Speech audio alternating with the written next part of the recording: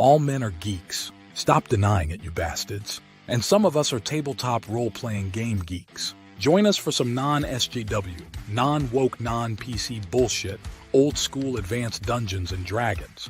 At least once per month, sometimes twice, we get together with Dungeon Master Rollo Tomasi and Drew Bay for some dice slinging in the world of Dungeons and Dragons. If you're tired of the woke assholes that abound in tabletop gaming, these sniveling, overly sensitive, easily offended dipshits, then be sure to tune into Masculine Geek Advanced Dungeons and Dragons. We're not politically correct. We're raw, unfiltered, and uncensored Dungeons and Dragons gamers. Get on board, pussies. We're making history. No broads allowed. Get your own game, ladies. Spurgs and tards need not apply.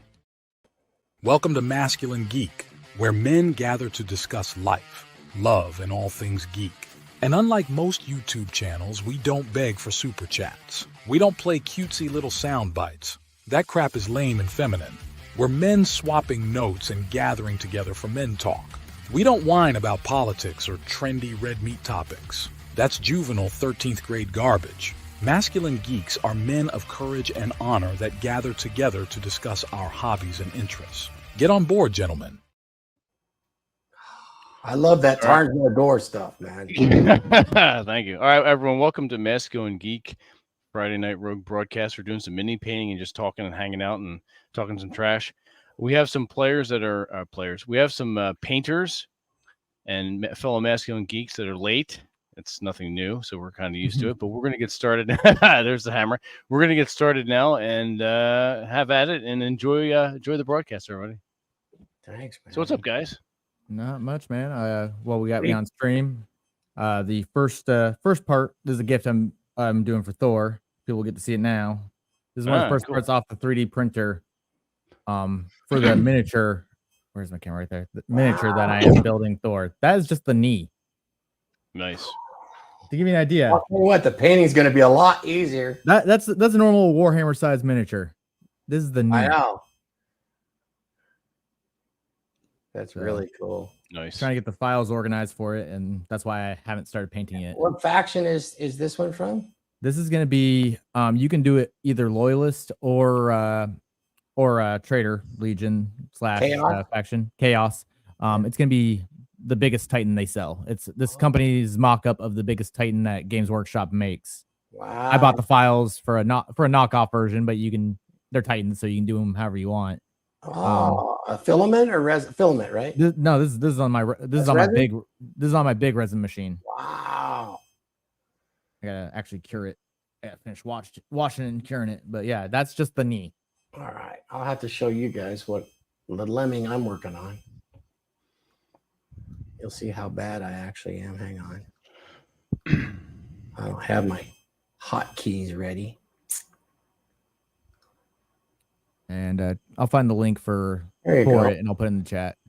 Now you can see my it's actually my work office, not my regular business office. Don't tell anybody. Shh. No time. That's cool. This is where I do working. But screens is really cool. Yeah. You can see where my setup is, and I will bring. I don't know if you guys can actually see here, but as I bring the screen up. This is an Age of Sigmar lemming. Yeah. I just put some kind of primer on them, which more went on the table, my hands, and everywhere else. Yeah, do that shit outside. Oh, nice. That's cool. He's primed very well. He's ready to go. Yeah, and then his shield is here. Okay. To glue on afterwards. I don't even know what these things are, so I kind of got a little picture off the internet. It's not very good for color coding, but does it really matter? No, not really. So I cut this closet rod, stuck some blue tack on it, and then bent a piece of wire to help. Seems to help a little bit because my 3D isn't super good, but 3D vision. But yeah, so that seems to work. And then this magnifying glass seems to help too. Very good. Yeah, magnifying glass. What are you working on, Vince? I'm working from last time. I've got this the Baldur's Gate video game. This is Minsk and Boo, there's like a hamster or some shit on his left shoulder. It's hard to see, but that's his like sidekick. But this is from the Baldur's Gate video game. Yeah. Have you But, played that video game? I have. I'm a bit partial to Icewind Dale Okay. and Neverwinter Nights, but I have played Baldur's Gate. Currently, now when I do play video games, it's either Icewind Dale by Steam, although I do have the CDs to load, and I do have Diablo 3 as a subscription service. What's up, Drew? Not much. Just don't have anything to paint. I just come. That's hang right. out. You're here for some. You're here for some geek talk, and that's fine. Good to see you, Drew. I love your Nice. gym. Looks like my normal background. Usually I got my gym in the background, but I'm in my work office. So. Need some silver here. The home office. Yeah, AJ got to see my home gym. It was built a long time ago, 5 years ago. But Fuck. Mithril yeah, silver. it's like yours. It's really nice. I have no excuses. Gotta shake up that paint. Gotta ease back into it though. Hey, I'm up to 50 freestanding squats a day. I think I could do probably maybe 2 more sets of 25 after that. And, this week I eclipsed 5 or 10 wide grip pull-ups. Nice. Yeah, it's good. Most people can't do that at all. So I couldn't do it to start, but I mean, I was in really good shape for my age at 61 when this hit me, with good body fat and all that stuff. I mean, I've lost so much weight now, but the push-ups, I could do 25 and perfect ones, and good ones, but I have issues with my vestibular system when my head's down, so might have to find another way. Yeah, but that's a pretty good. Anytime you're changing position quickly with that, going from down to up or anything. I worked with a couple of people with similar issues. I wear a rock helmet. Oh, okay. A miner's cap. In case shit went south, because I haven't had any seizures or anything like that. But I do wear a rock helmet when I'm doing that, when I'm on the stair stepper or walking. I'll walk 30 minutes a day, or I'll do 20 minutes of stair stepping in front of a Juve light wall. That's part of the routine right now too, and it has been for the last 3 weeks. Next week on the 9th, I will see what we can do, because I start the extended chemo, 5 days of quadruple dose. And then this will occur again for the next 11 months. They're going to increase that every month until I say uncle, and then they'll back the dose down. And they've got some studies that convinced me to give it a try, to actually either reverse the growth, the size, or stop it. So far, it's been stopped.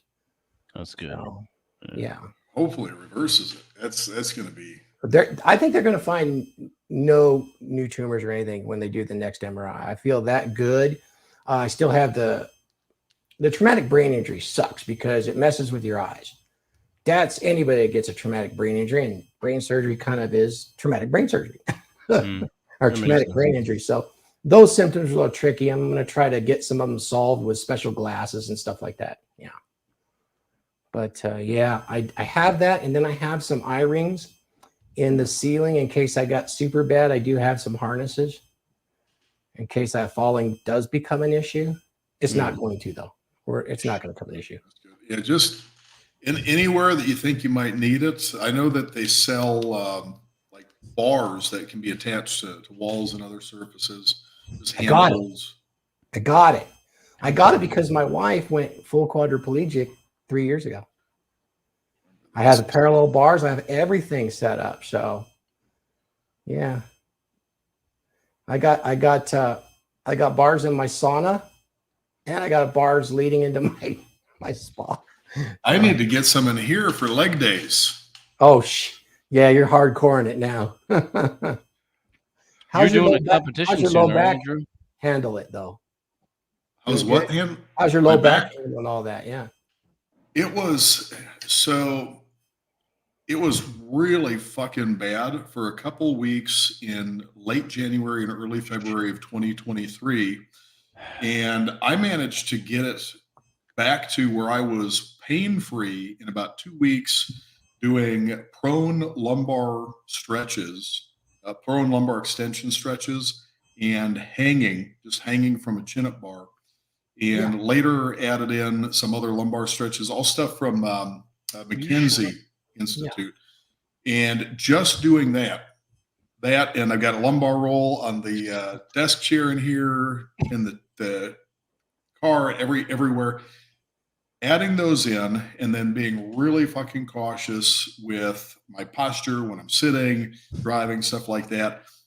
Pain-free in a few weeks, and I still had some symptoms from pressure from the disc where it was like herniated on. I think it was a sciatic nerve, but within probably a month or so, all those symptoms were gone.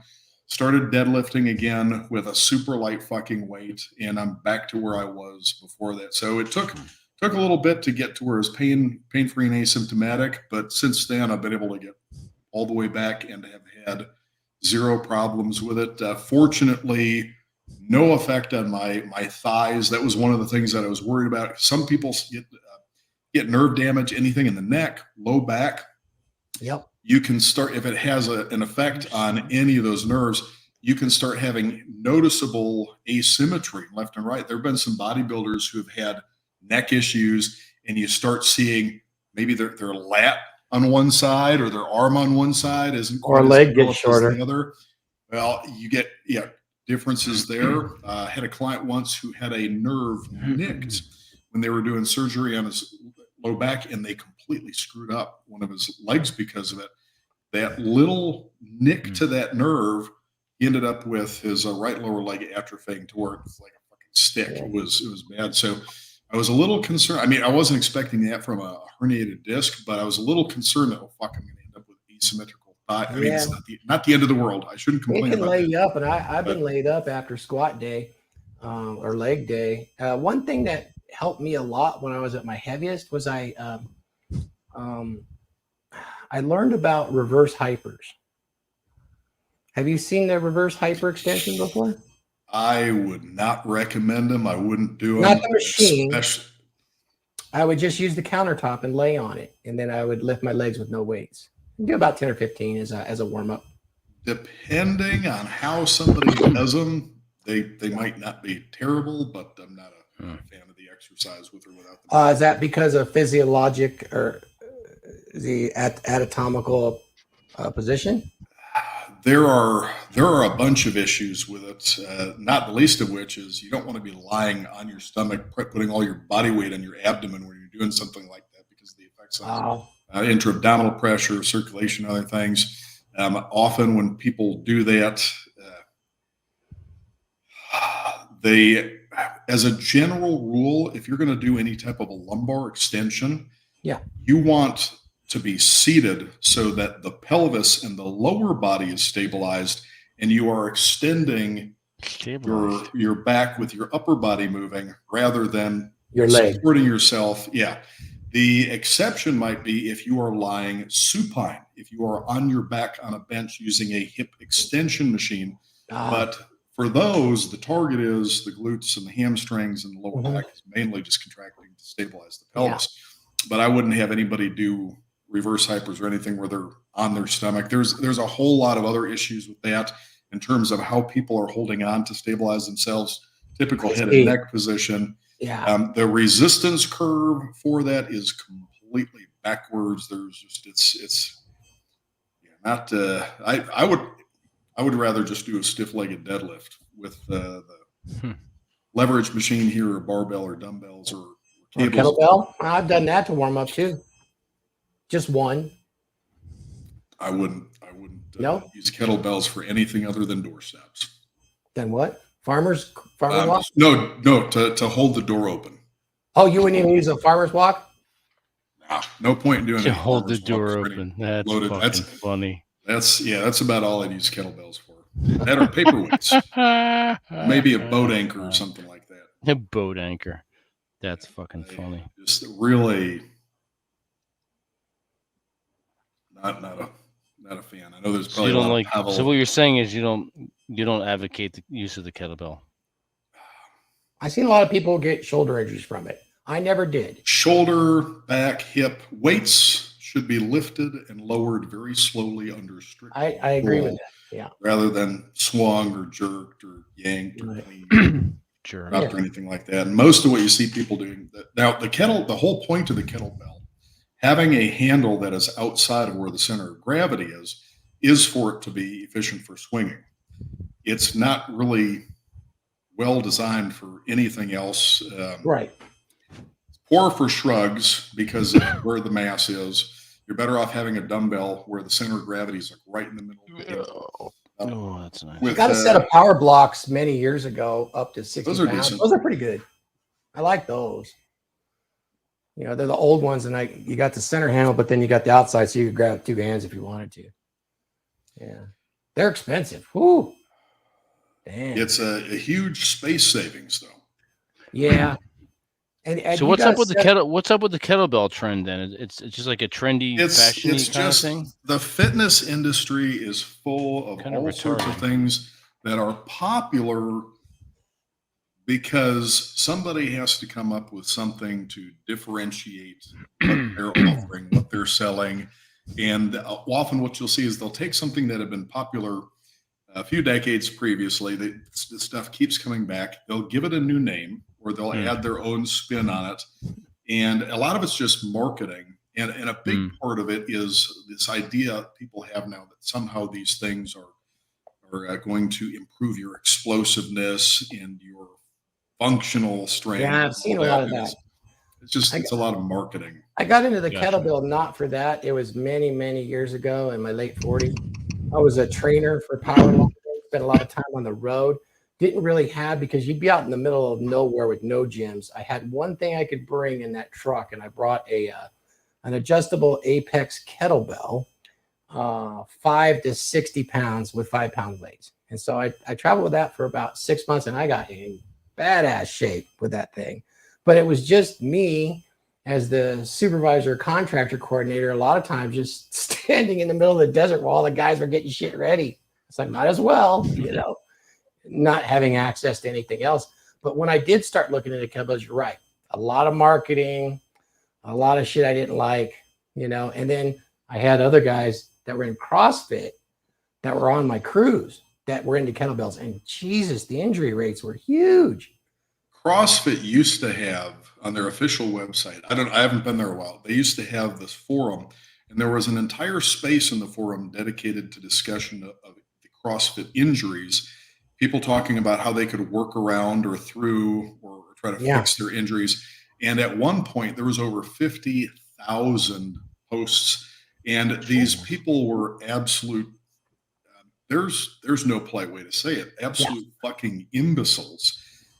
They were doing the dumbest shit imaginable with terrible form and excessive weight. That one of the worst things that you can do is attempt to perform repetitions for time, where you're trying to do as many repetitions within some time frame. It just encourages sloppy form. They have this idea that power output, work per time, is somehow the goal. And it's not. It's just. I'm more of an Arthur Jones type of guy. So, Arthur he got more right than just about anybody in the last. I liked century. His stuff. A lot of my stuff was just convenience, but as soon as I could get to a gym, I kind of dropped all of that, and then I started building my own gym out. So, saves you a lot of hassle. You don't have to wait for a bunch of teenagers to finish texting while they're sitting on the bench before you can. Yeah, and with the kettlebell, I was doing it every day, and then when I got to actual weights, I could just do 3 days, maybe 4 days a week at the most. At the most, I could be done in 40 minutes, easy. So that was helpful. That was really helpful. Saves you time. Yeah, and my wife was in super good shape too. She got hurt at 53, but here's a 53-year-old woman with a 6-pack. It was, she got in super good shape in that gym by herself. That was cool. But I would not go back to working out in a public gym regularly unless I absolutely had to. I mean, if the place burned down, then or got flooded or something like that, which we're about 50 feet higher than the surrounding area, so I'm not too worried about Hell, I'd only do it for the social aspect.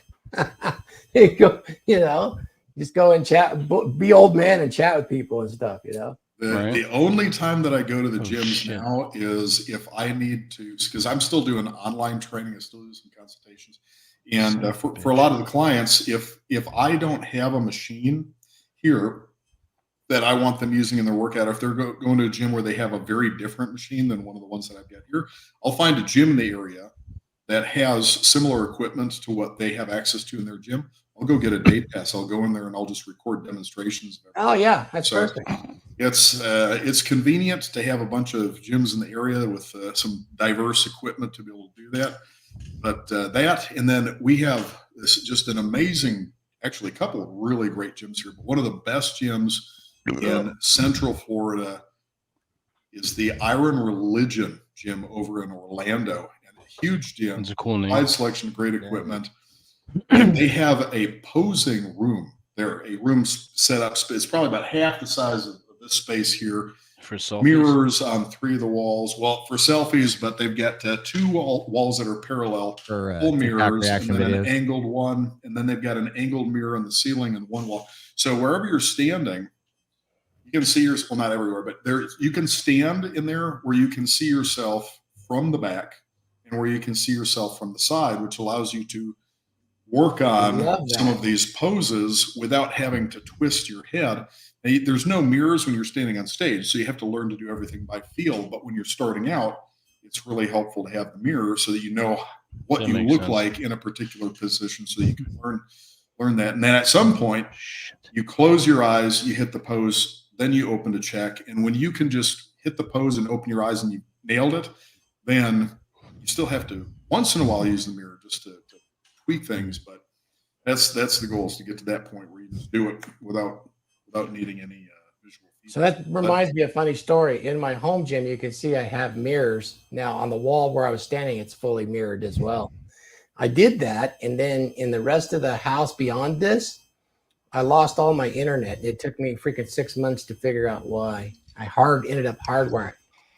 Wireless doesn't pass through the mirrors. Yeah, depending on what the backing is, that'll. Yeah, I Well, put in I've just got- flooring. A couple of them on the walls here and on the doors, and so far it hasn't messed with things too much. Yeah, if you got a big enough gap, and it's the 5 gigahertz that I really need flash. just flattened it out for my home automation. But I just put in some hubs. It took me forever to figure that out, though. Funny story.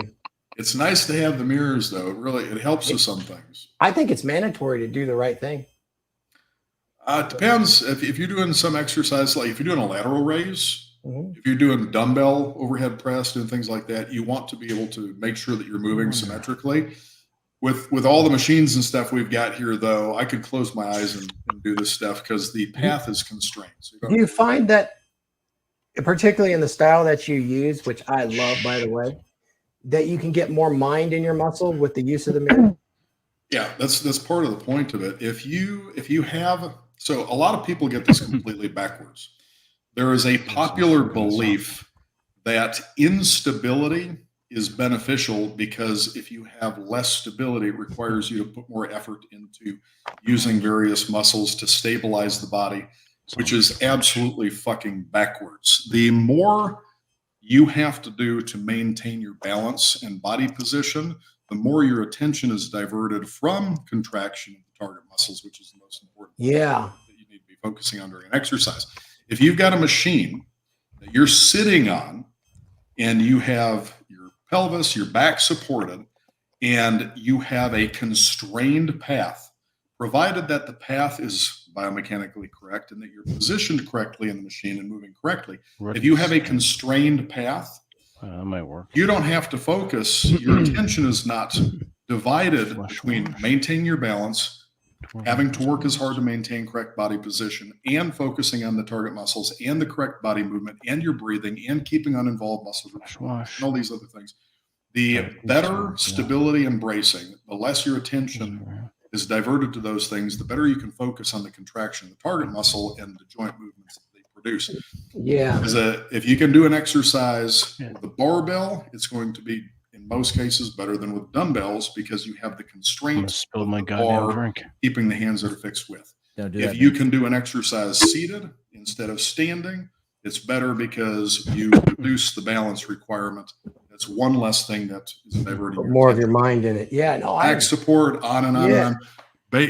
The better the body is supported and stabilized during an exercise, and the more constrained the path, the more effective it is for the real objective, which is efficiently loading and fatiguing the target muscles. All this other stuff that people think they're doing is nonsense. I'll give you an example. A lot of people think, oh, my muscles are working to stabilize my core, which is a bullshit term.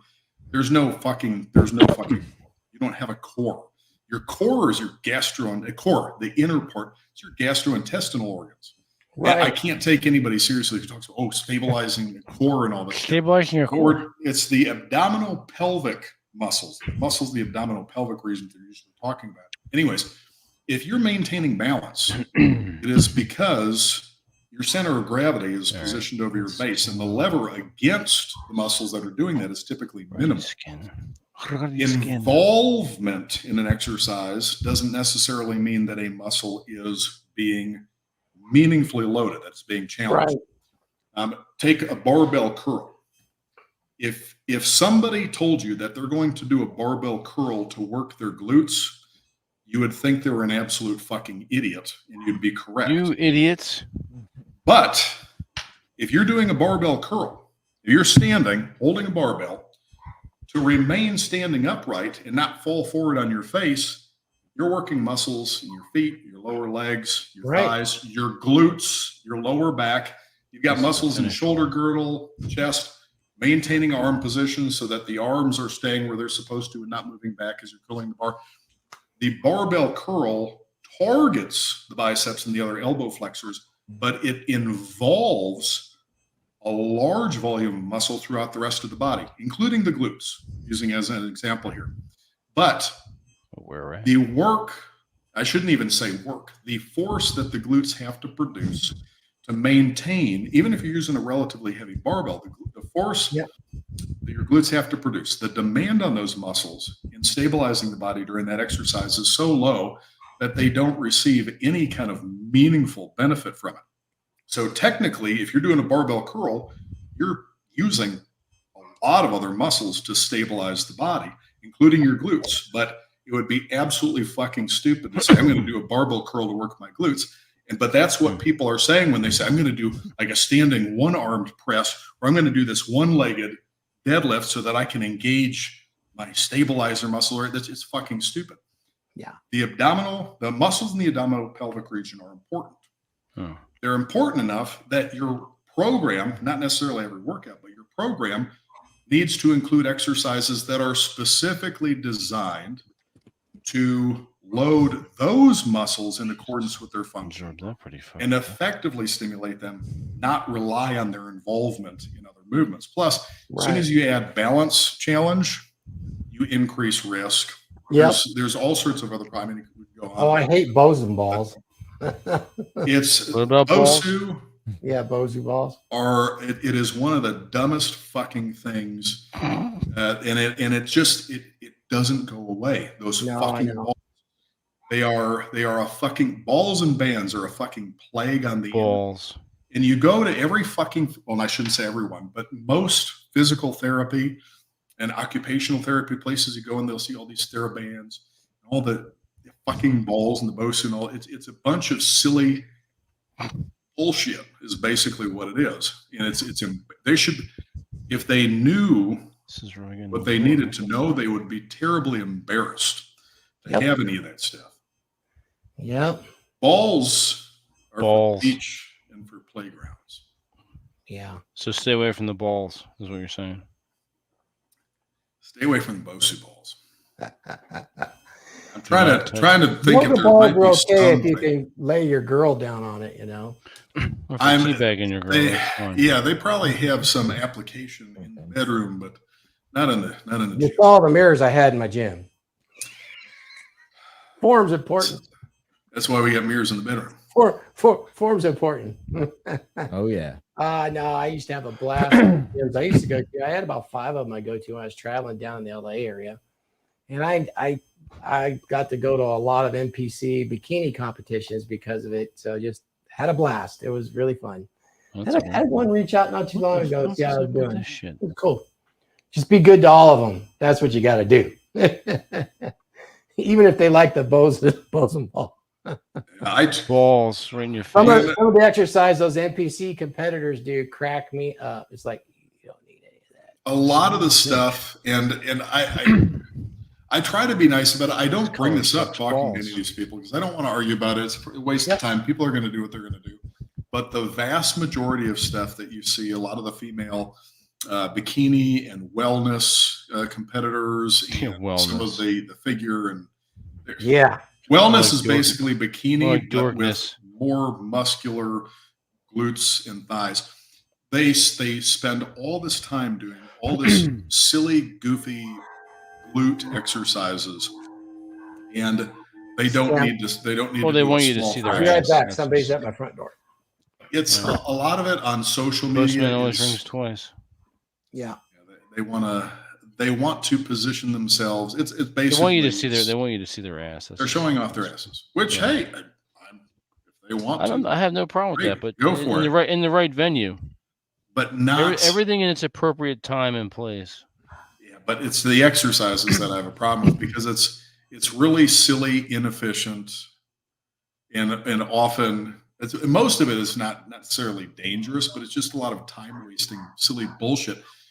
Your glutes, and we're talking about the glutes. We're talking about the more superficial muscles. There's a lot of other little small muscles in the hips that do some other things, but from an appearance standpoint, we're mainly concerned with the gluteus maximus, medius minimus, back and up around the side. Roman emperor.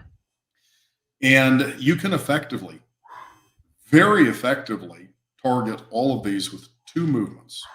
Oh, yeah? Hip extension and transverse hip abduction.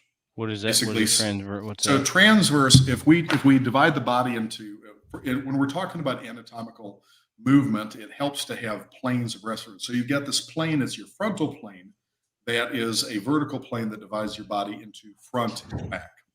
So this movement, shoulder abduction. Oh, yeah. Shoulder, this is in the frontal plane. Then you have the sagittal plane, which is also vertical and it divides your body into right and left halves. And if we are flexing and extending the shoulders, the trunk, we're moving in that sagittal plane. The transverse plane is a horizontal plane. So if this is shoulder abduction and this is shoulder adduction, then if we have the arms externally rotated, this is transverse abduction and transverse adduction. It's adduction and abduction in the transverse plane. Although it gets a little weird with the shoulders because if we internally rotate, now they call this transverse flexion and extension. But transverse means in this horizontal plane. So if you're standing and you move your legs out to the side, that is just abduction. You move it back in, it's adduction. But if you're sitting and your hips are flexed, bent, so that you got a 90-degree angle between the front of your body and the front of your thighs, and you move your legs out. You see women sitting on these machines back and forth like this. That would be transverse hip abduction when they're going out, adduction when they're going in. If you just do standing abduction in the frontal plane, you're getting the gluteus medius, getting the gluteus minimus. But if you sit and you don't even have to flex the hips all the way, just do it closer to transverse abduction, you get the larger gluteus maximus in there too. So gluteus maximus, transverse abduction, and hip extension are enough. And you get hip extension with leg press, with a stiff-legged deadlift, with that makes sense. A lying hip extension machine. You see women doing all this dumb shit where they've got cables around their ankles. A woman do dumb shit? Well, a lot of people in the gym doing, and they don't know any better. They just don't know any better. A lot of them are just copying things that they've seen other people do. But if you just fucking open an anatomy book, musculoskeletal, function, muscle and joint function, and you look, okay, this is the muscle that I want to target. What function or functions does this muscle produce? What joint movements? Okay, we identify maybe 1 or 2 joint movements that it is significantly involved in, and then we pick an exercise where that joint movement is performed against a challenging level of resistance.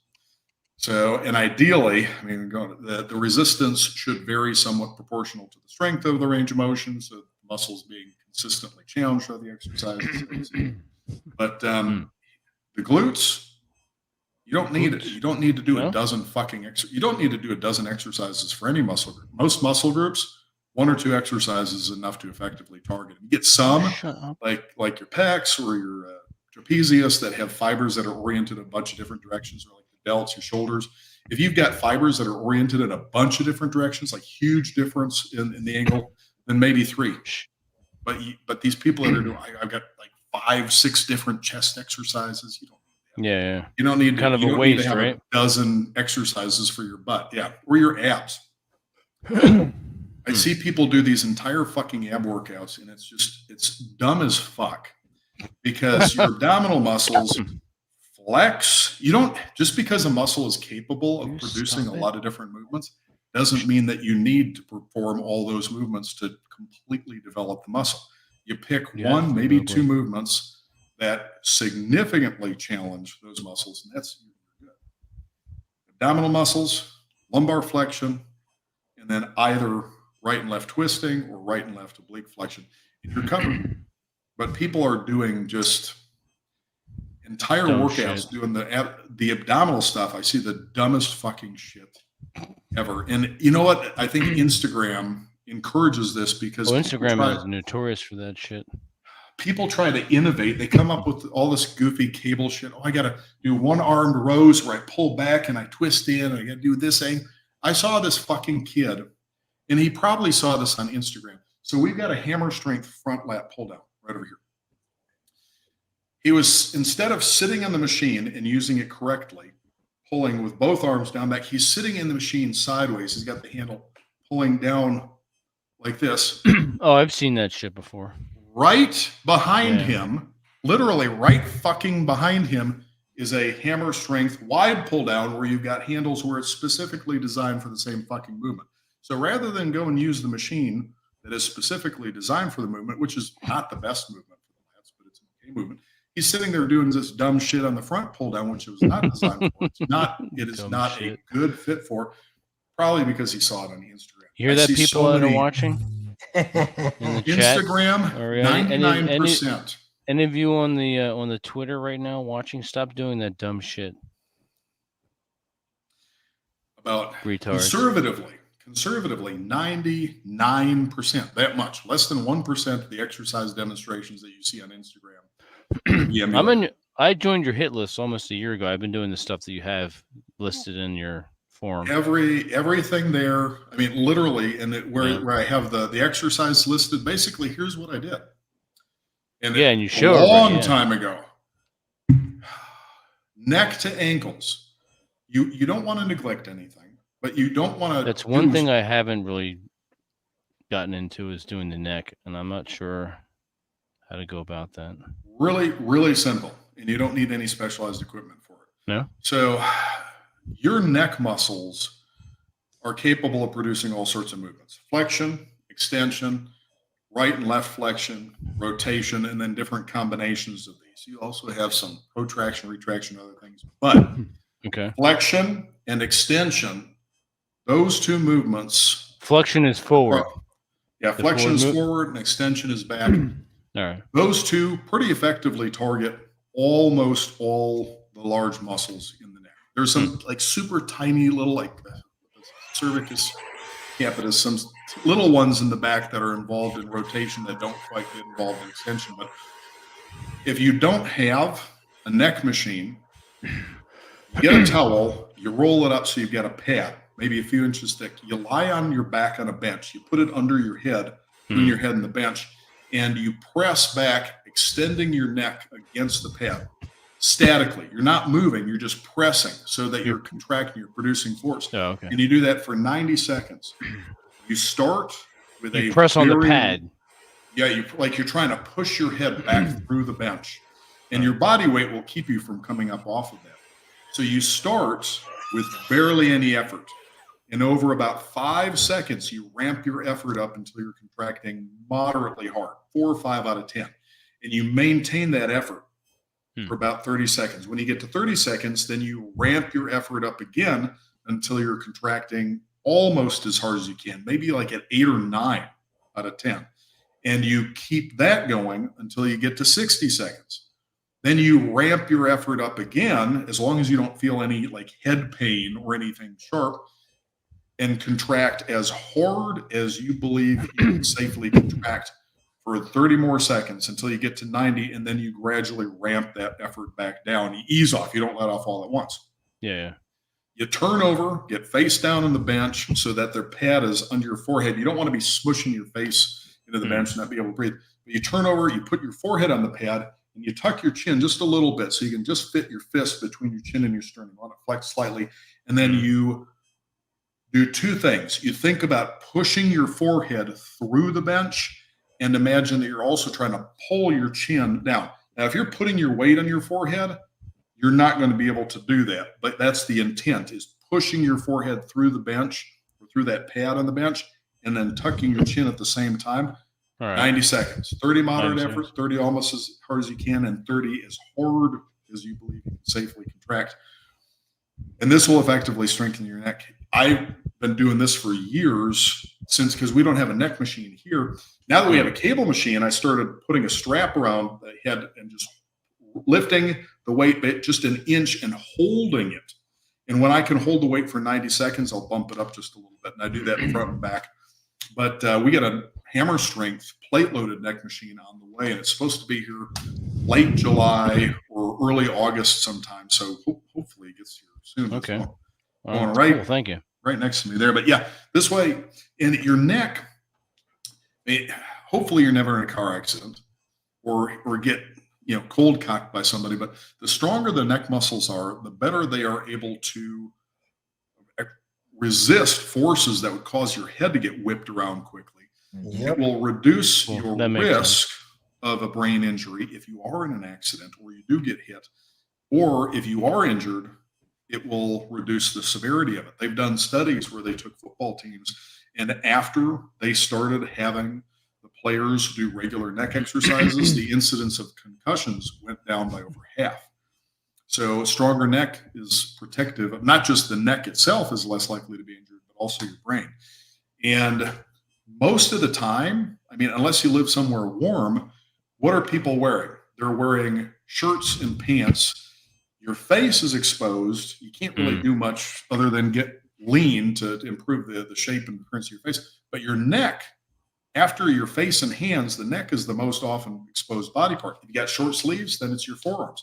Got shorts, then it's your calves. So a lot of people focus on the compound exercises, and they're extremely important. I shouldn't say almost everybody's workouts, there's exceptions, but almost everybody's workouts should be built around what I would call the big 6, a compound or multi-axis pushing and pulling movement in a horizontal plane and in a vertical plane. Pull down, shoulder press, row, chest press, and then a hip and knee extension movement like a squat or a leg press, and a hip and back extension movement like a stiff-legged deadlift or a trunk extension. So that's for beginners and seasoned lifters. Everybody. Unless they have some sort of physical limitation which prevents them from being able to perform one or all of those, in which case they can substitute different things. Just those 6 exercises effectively exercises the majority of muscle in your body. If you wanted to do the absolute least amount of exercise, if you wanted to do the least amount of exercise that would provide the greatest benefit relative to the time and effort put into it, you could split that in half. In one workout, do 1 push and 1 pull, and then 1 lower body movement. And then in the other workout, do the other push and the other pull and the other lower body movement. And that's all you need. It would provide the greatest possible physical benefits with the absolute least time invested. So if you took all these people who never exercise at all, and they think, well, I don't have time, or they just don't want to, they don't care. 20 minutes maybe? not even 10 minutes. Have them do one set. Oh my god! like You using- people on Twitter and YouTube right now. You fucking listen to this? You fucking lazy there's no bastards. excuse. So it's not Pieces of optimal, shit. but it's so much better than doing nothing. If you had everybody do this 10 minutes a week, huge improvements. And nobody can say they don't have time for that. Now, that is the most benefit for the least amount of exercises, but it doesn't get everything. Your neck, your forearms, your legs, your shins and calves, and the abdominal muscles are involved in all of those, but the demand on them is not high enough that they are optimally stimulated. And you don't want, if you want the best possible overall improvement, both for function, actually not just both, but for functional ability or fitness, for health, and for balanced physical development for appearance. In addition to those big 6 exercises, you would want neck, forearms, abs, and legs. And when I say legs, I mean, I distinguish between the thighs, hip to knee, and legs, knee to ankle, or shanks. Neck flexion and extension, wrist flexion and extension, and plantar flexion, like a calf press or heel raise, and dorsiflexion, toe raise for the shins. A lot of people will do calves, but they don't do shins. So it's not going to make as big of a difference in the appearance of the lower leg, but it provides balanced development for the lower leg, more stable ankles. What's good for forearms? I want to get my Forearms? more strengthened. Reverse cowgirl. Reverse Well, I mean, cowgirl. you're really going to get all those muscles. I mean, in 2 Is- NPC. Well, Yeah, I'm working out at work, so that I don't want to okay. mix the two things. That's As tempting as that may be with some people at work. more of a Some girls pelvis exercise. No, for forearms, Grip the strength. vast majority of muscles in the forearms are effectively worked. I shouldn't even use the word work, because it's not the work. It's again, technically, you don't have to perform mechanical work. You just have to produce force against resistance. But the vast majority of muscles in the forearms can be effectively exercised with 2 movements: wrist flexion, bending the wrist so that the palms move towards the elbows, and wrist extension, bending the wrist the other way so that the backs of the hands are moving towards the elbows. Just this. If you want, there's a couple other little muscles in here that are pronators and supinators, and you could do pronation and supination. You could do wrist extension, wrist flexion one workout, and then do pronation and supination another workout. But so the muscles that pronate and supinate the hand, most of them are being worked when you're doing other things. Your pronators, this is going to be kind of weird. You got this muscle, it's called your brachioradialis here in the forearm. It's an elbow flexor, but it also, if your hand is palm up, if it's supinated, the brachioradialis will pronate it just to the halfway point. It moves your thumb up. If you go further, it starts to lengthen again. Now, if your hand is pronated, the brachioradialis is a supinator, but only to the midway. So if you're doing a rowing movement, anything where you've got elbow flexion, although elbow flexion in neutral is going to work this better, you've already got that supinator and pronator. Pronator teres up here in the elbow is also a weak elbow flexor. If you're curling, you got the pronator teres. I think Anconius is a weak elbow extensor. It's also involved in stabilizing the elbow. You don't really need to. Trying to think with supination. The strongest supinator is your bicep. It's not even in your forearms. The bicep, and you can see is if you take your hand and you supinate it, the bicep shortens. It is a much stronger supinator than the supinator. Supinator, you get 2 little muscles in your forearm, supinator and pronator quadratus, that are super tiny little thin muscles.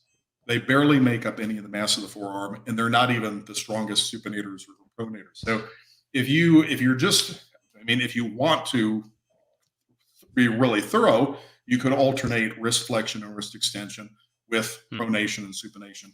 But wrist flexion and extension really pretty much get the forearms about as well as anybody needs them to. Yeah. So and some people will. I'm sorry, say again. Breast rotations help. If you Well, work that with too. NPC competitors, you know. Technically, that you are. Well, you once are again, like I providing said, I'm student. working out at work at the gym Oh, at work, okay. so it's I don't have that. I mean, I could do that when I come home, obviously, but I'm more The concerned with wrists what I and do forearms, at lunchtime at work. from a standpoint of just being able to function, your ability to use the strength in the rest of your body is often limited by how securely you can grip something. And there's overlap in wrist flexion and extension with some of the finger flexors and extensors. And also, if you're doing wrist extension because of the position of the thumb, you're strengthening some of the thumb flexors there. So the grip. What do you mean by the position of the thumb? So if you're doing wrist extension, the Yeah. thumb is supporting a lot of the load. So you end up placing it in some cases, the thumbs will start to go before the wrist extensors. So the grip will also be strengthened. Fingers, or there are some muscles that involve the fingers that are in the hands that aren't in the forearms, that aren't involved in the wrist movements. Yeah. That you can more effectively strengthen with just direct gripping exercises. But just doing those wrist flexion and extension movements is pretty effective for that. All right. So, anyways, it's. No, I appreciate that. Thank you. Yeah, it's you don't want to neglect those small muscles. No, I definitely don't. I want to get into some neck exercises as well when I get back to work on Wednesday. I have video demonstrations in the private group, so I'll send you a link. All right, I'll look at those on the forum. Yeah, if you guys haven't, for anyone listening, obviously you're getting some information now, free info, but head over to, was it drewbay.com? It's just bay.com, B-A-Y-E.com, and join Drew's hit list. Man, how long have you had that domain? It's like you had to get it early to get that. Just 1997. Holy shit! Like the advent of the commercial internet. When I started doing this, I moved down to Florida. I had a client who was a graphic designer, and she told me, "You must get this now." And I remember this. This was back in '97. She told me, "You must get this now." And soon as she left, I'm like, okay. Went on and I got the domain, and I've got offers from it constantly since. I still get a couple of weeks because the name is an anagram of eBay. I'm guessing that might have something to do with it. Okay. And it's 4 letters, so yeah, 4-letter domain names are not. Yeah, I got lucky. I got it really. Yeah, you did. So now, if I tried to get that, I'd probably have to pay $4,000 or $5,000. Easily. So yeah, I've got it locked down for at least another decade or so. I always cover it way the hell out because I don't want to fight for it. I get notification. If you got a web domain, they let you know far enough in advance. Yeah. Yeah. I get people asking all the time to buy. I'm like, what the fuck are you going to use it for? It's my last name. I don't know if it's. Do this in the mithril silver. You guys getting noise from me? We are. What do you got? You got your dildo over there? All right. We won't do that. It's not a huge distraction, so don't worry about it. That's all right. You're all good.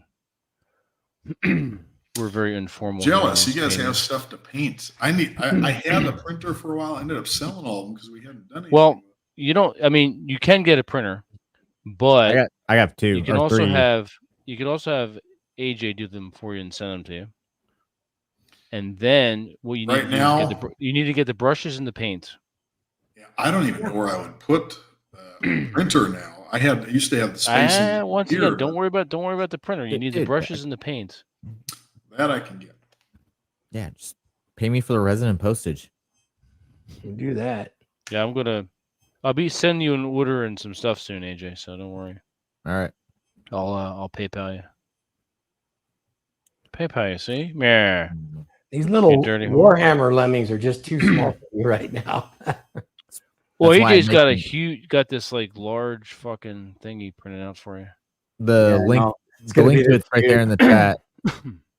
I'll have to get some 2-inch brushes from Home Depot to paint it. Is in the private chat? No, it's in the YouTube chat. I see. Oh, okay. Check that out. So You filthy what is bastards. going on now with all these companies that are selling these miniatures with the advent of cheaper 3D resin and filament printers? 'Cause I've even seen some people printing with filament where they have fine enough nozzles that they're able to get some Nozzle. pretty good detail with some tweaks to their machines. Yeah, So, Yeah, I mean, not I like don't know. resin, but on an FDM machine. yeah, it's got to be killing some of these companies. I know some of them are charging a good fucking amount for It's miniatures. definitely increased the competition. That's for sure. Yeah. Case in point, somebody made a somewhat off copy of one of Games Workshop's miniatures sets. For me to Shit, produce am I it gonna here get on fined? my printers, it cost me maybe $3 worth of resin and for the files. To buy it from That's Games gonna be Workshop, fucked up. $120. What? We used to, when I was running a tabletop game here, I used to run a tabletop game. It was like 6 I remember hours that, yeah. every other Sunday, and it had a blast. But we had full on fucking tabletop map, the whole thing, and all of us were buying. It was cool because everybody was buying and contributing miniatures for I the can't game. fucking see that. But I dropped a shit. I don't even remember how much I spent, but it was a good amount of money just to have all the fucking miniatures, so that when we wanted to throw something out there, we had it. Yeah. And fuck, I should have kept all that stuff. And then I had a whole shit ton of additional miniatures from games from what was the cool stuff? Cool mini or not? That's it. They Cool had Mini. Yeah, they're a good company. Zombicide. We had Zombicide, yeah. shit ton of stuff with Zombicide. We had all their medieval stuff. There was this one that they had. I don't remember what it's called now. It was it was like a fantasy D&D type thing. Crap, I think anyways. But it can't. I went all in on their fucking Kickstarter, not necessarily because I was that interested in the game, but because the fucking Oh, the miniatures figures were just Yeah. amazing, and ended up using a lot of those for the D&D games. That and just all the fucking zombies from that they had their medieval version of Zombicide. Are you old That's enough cool. to have gotten the lead miniatures? Yes. No. Well, we I had the weren't lead. using miniatures when we were kids. Some of the I got best the lead miniatures Ralph we got was- Partha and a couple of the other companies. Yes. So Yep. I think it was. I still Raw. have them. I think it was Raw. I lost them, but the best ones I had is they did a limited run somewhere around when Frazetta's Fire and Ice cartoon came out. Yeah. And so they had his big four, and Grenadier. then they had the Death Dealers. You know, they had the 4 covers of the Conan books, Yep. and they reproduced them in the tin. And then I had the 2 Death Dealers at the time. There was only 2 at the time. So I had the one on the horse and then the one standing. So those were my biggest miniatures, and I think they were 2 inches. Yeah, it's pretty cool. Mm-hmm. That's good stuff. Yeah, I was around for that. I have not seen that. I still have a couple Orc Tribes. I've got couple sets of adventures. I've got the Wizards Study and Lab. A few other things. A few of them I painted different pieces from it, but not the entire set. So I think maybe next time we do that, our next painting show broadcast, I'll break those out and show off those. I did have a fireplace that had stone. It was out of stone, and my 3 boys decided to glue all the miniatures up there like they were having a battle. They glued them on all the rocks facing each other and shit. That stayed up there for a good 5 to 7 years. That's cool. That was kind of cool. I told my my middle son, who's a supervisor lineman like me, he's up here changing out my well pump, and I told him I got these miniatures. These guys invited me. He goes, "You didn't invite me?" Right. I said, "Really? You got time being a lineman, raising a family?" "No, but I want to do it." Like, okay. I would like to make big fucking dioramas. Right. That's what I'm planning with mine. Well, if you want pre-made ones, you can go over to dwarvenforge.com. They're actually good for dungeon sets and cavern sets when you're playing at your tabletop with your buddies. But the detail is very good, and the sets are They can be pricey, but they're to look at. They're aesthetically pleasing. Dwarven Forge.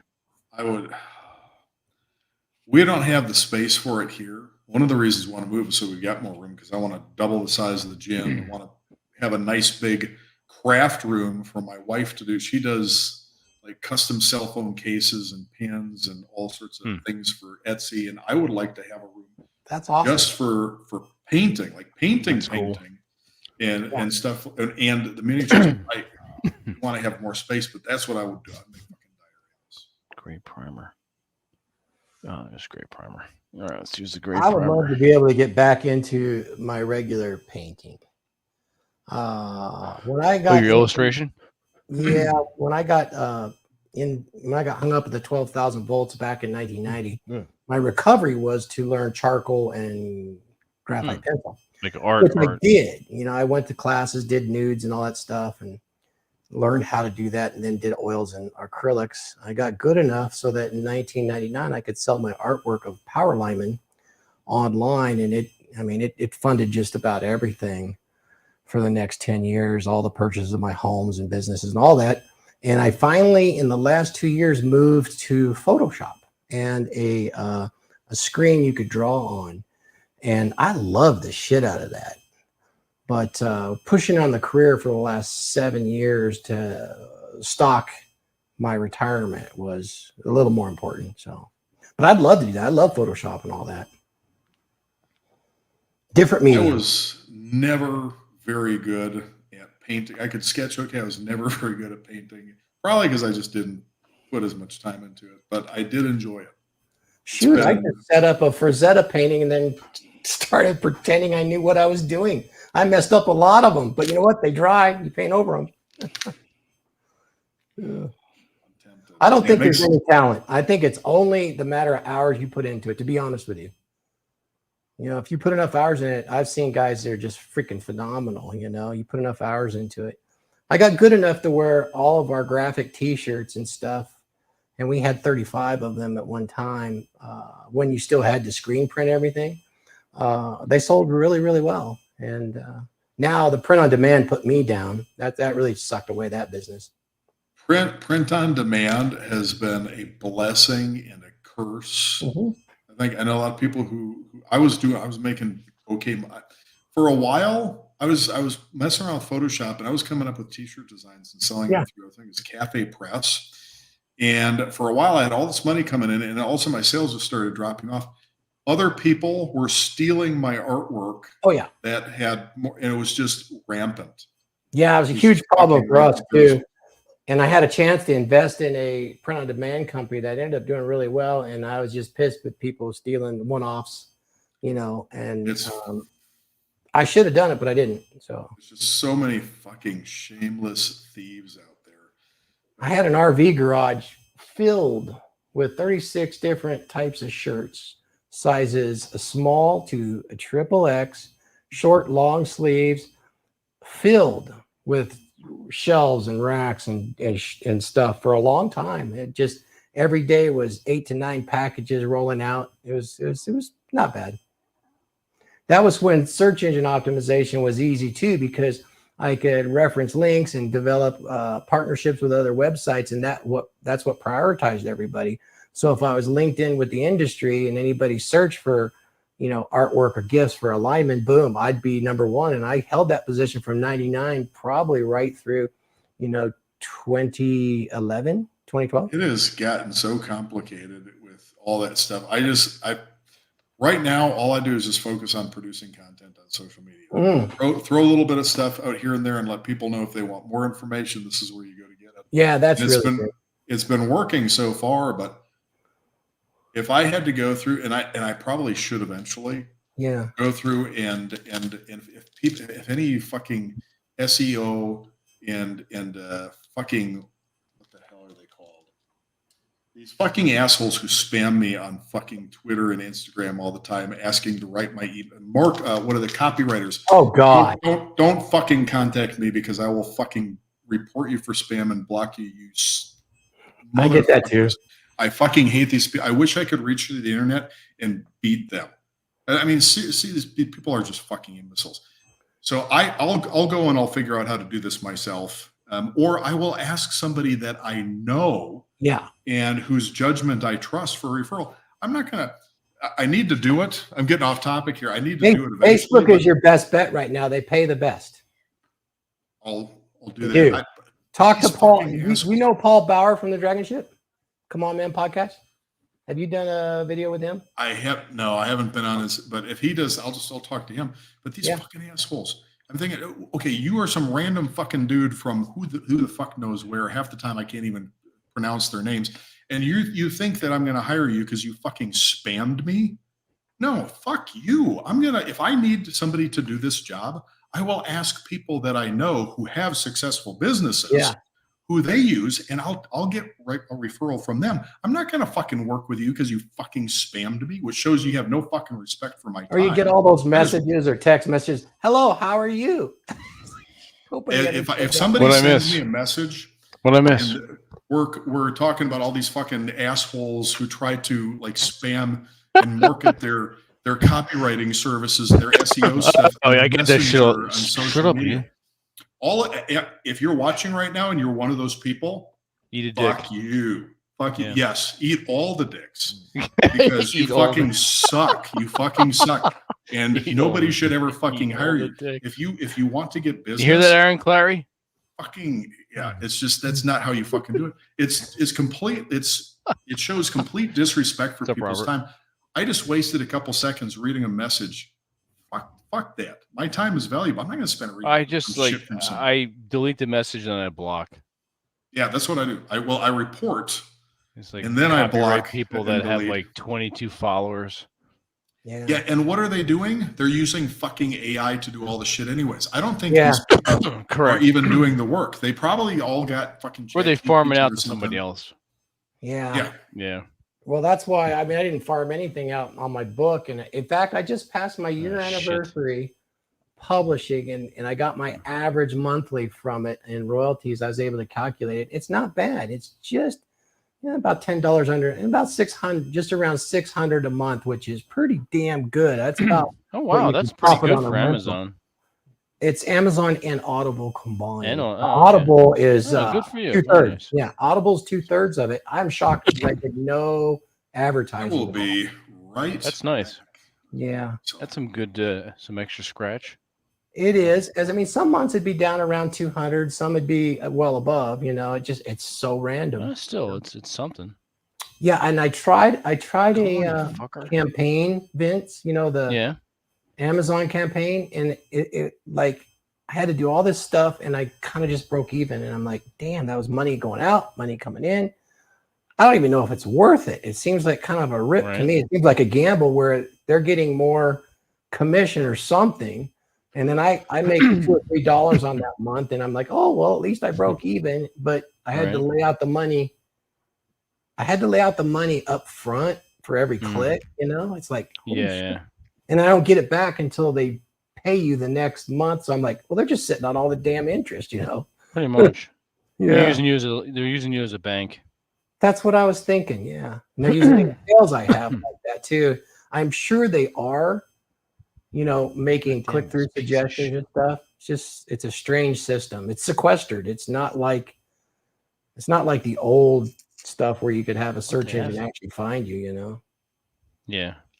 I'm not complaining. It just is what it is. All right, I'm dry now. We got this. This piece of shit. Uh-oh. You got bad pink? I got this gray primer that's all fucked up. How's your Vince swearing over there all night? You what? I'm just hearing you swear over there all night. Yeah, pretty much. Just shit. God damn it. Fuck. Piece of shit. All right. Well, that's not happening. Well, there's always a plan B. So we're gonna fuck the gray primer. We're gonna use Orc Skin because I know this is good. Look at this, all fucking bubbled up and shit. Hey, Robert, how are you?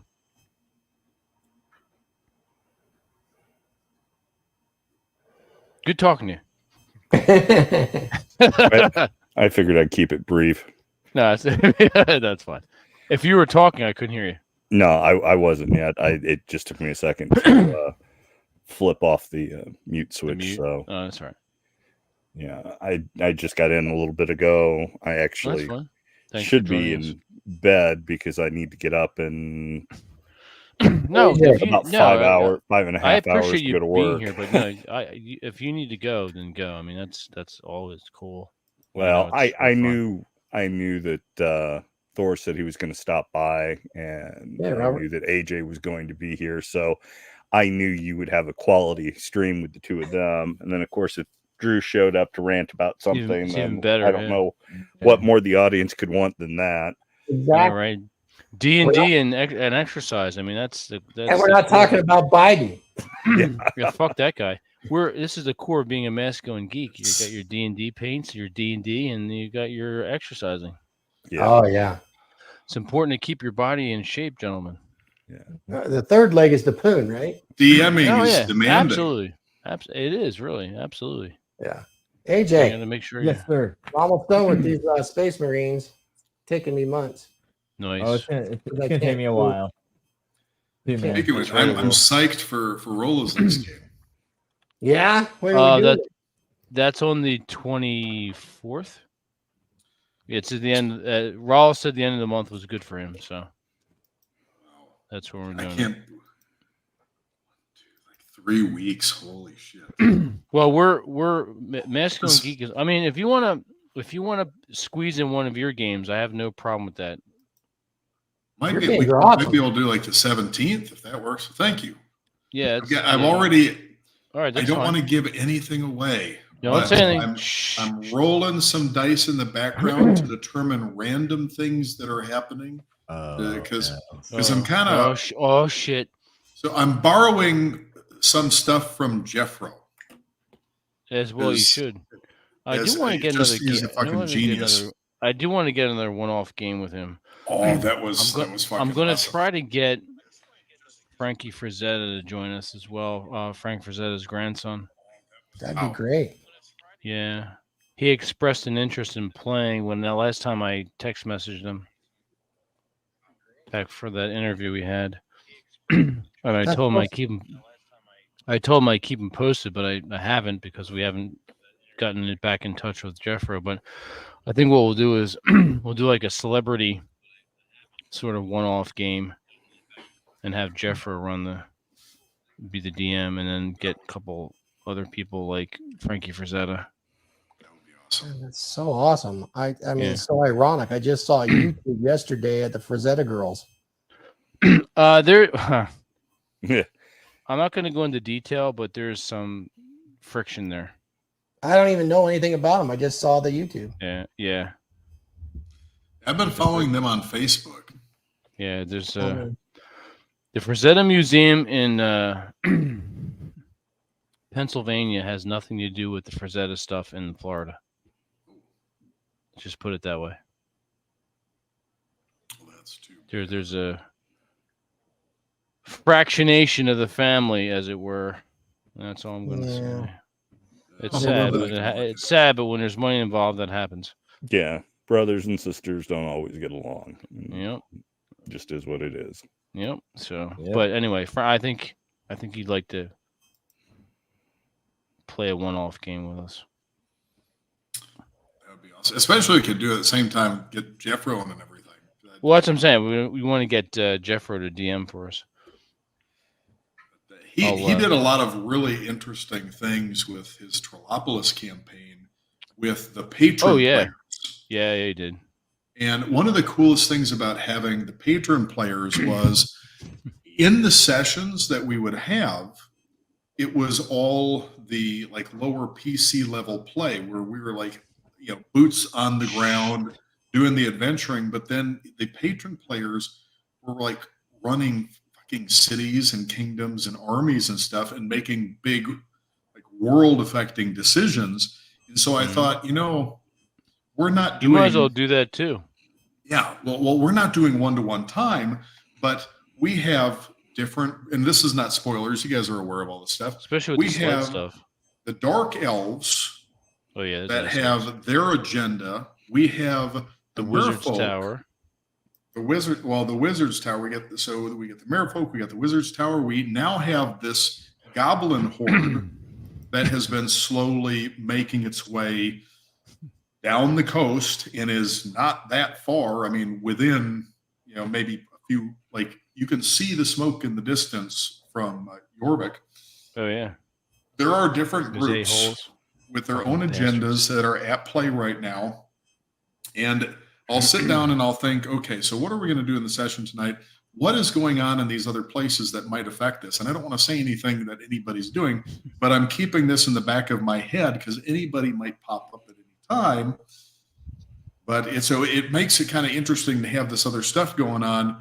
And okay, well, what ifs? A lot of what ifs. What if this happened? What if that happened? Well, you know what? I'm going to roll a fucking D100. How likely is this? Let's fucking see if it put some if it happens. modifiers on that shit and see what spins out. And of course, Sled has his own agendas, and all these agendas. And of I like course, that there's he's like a constant thorn in our side that gives us something to work towards. So it's another antagonist to deal with. Exactly. And who like knows what might happen. Although now he's actually become somewhat of a threat. He's got that fucking Ring of Regeneration and the fucking Ring of Teleportation. Yeah. So that ring of the being a I've thief, got my own Ring of Regeneration, and I've got all my other. I'm going to take him out. I'm going to burn the fuck out of him. But think about what that means for a thief now to have a fucking Ring of Teleportation. Well, there's that. He's going to be able to steal all sorts of shit now. And we'll take him out. Fuck him. We should see if we can get Aaron to pop in for just a session to play Sled as the antagonist. I'll ask him. Hey, you want to play? You want to play ass face? We'll have to bring him up to speed on everything that's happened. I don't know how happy he'll be that he's become this fucking homicidal sociopath. He'll be really happy. Probably not very. Might be a fun character for him to play, though. Yeah, it might.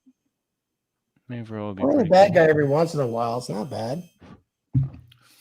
His character was actually a helpful part of the team in the first campaign, though. Oh yeah. Back when he played with the before Masco and Geek, he was playing with us around the tabletop and live. We weren't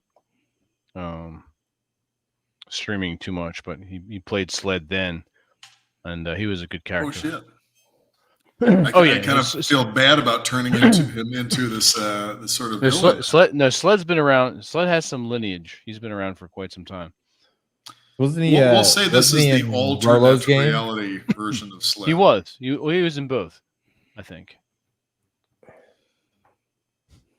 So it's a multiverse. This is exactly. a different. Got 27 watchers on Twitter. Oh, nice. Thank you, Twitter fans. Make sure you head over to Masco and Geek on YouTube and subscribe. Do you ever think they're going to start calling it X instead of Twitter? Or is it just forever Twitter?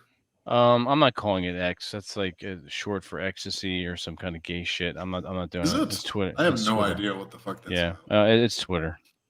Or Twatter. I'm not calling it X. Fuck X.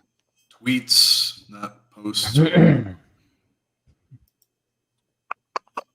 I still call all the concert venues around here by their original names, not whatever branding they currently have.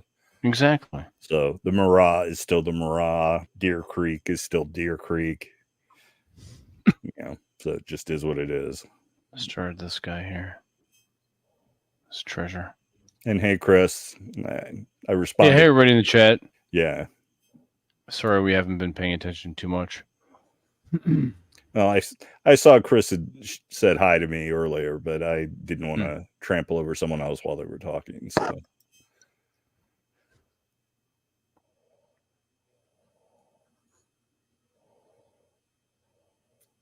Yeah. But I figured since Chris is a regular, least I could do is give him a shout out on the live stream. So correct. Chris is an old hat at Masco and Geek. I suspect he was a lurker before he became public. You can confirm or deny that, Chris, as you wish. I'm still laughing. Sorry. Good. No, go ahead. I'm still laughing from that story you talked about earlier with MLD. Oh That yeah, was so hilarious. yeah. So we had him on numerous times, but I remember. This I think is I was one of- on when one- it happened. you were both you guys. So MLD, John came on, and this is back before he exploded with popularity. He was just hanging out with us, and because of the time, Japan was it's either really early or really late. I forget. Anyway, so Oh. he would hop on, and he'd be. I think he was just waking up, maybe whatever. So he'd still be in bed, and he'd prop himself up on one arm and have the laptop there and be talking to us and hanging out. And he's sleeping. He doesn't have a shirt on. So not a big deal. We don't fucking care. But apparently YouTube did, because you could see John's nipples. That's why we call it a nipplegate. The YouTube algorithms, the programs running, decided that was pornographic and shut our stream down twice.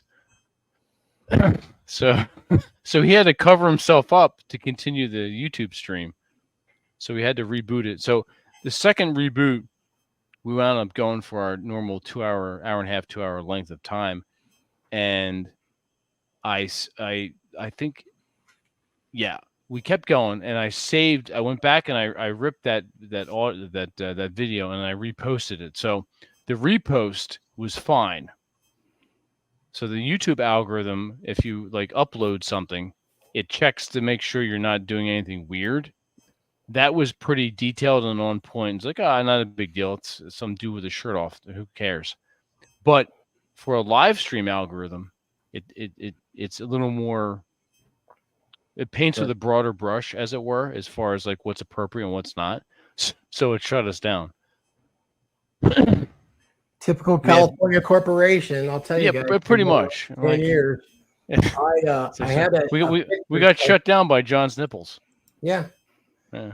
I was working in the corporation in the cube room where I had a tiny little area where I had a picture of me at the beach lifting up girls in a tank top, and my one nipple was hanging out. When I say lifting up girls, I'm literally pressing them above my head. That's the thing I like to do, right? Yeah. And then there were other family photos there too. I got called into HR for that. What? And they didn't force me to take that picture down, but they came out with new policy. They asked me to take it down because my nipple was showing and offended somebody that had walked by. Oh my God.